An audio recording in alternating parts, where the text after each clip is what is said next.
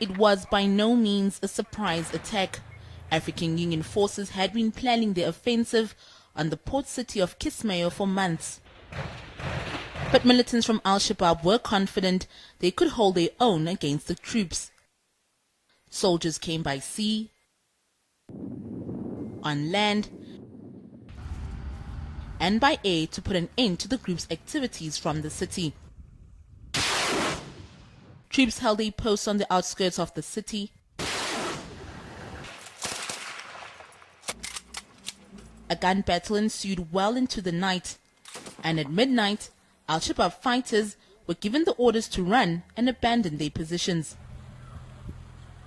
By morning, the place once known as the administration hub of the group was deserted. Their radio station and institutions closed, and their social network account shut down. Residents of the town are relieved. Al-Shabaab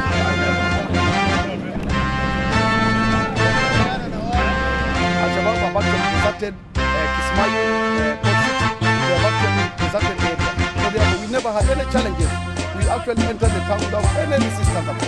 And we came all the way to the airport without any resistance.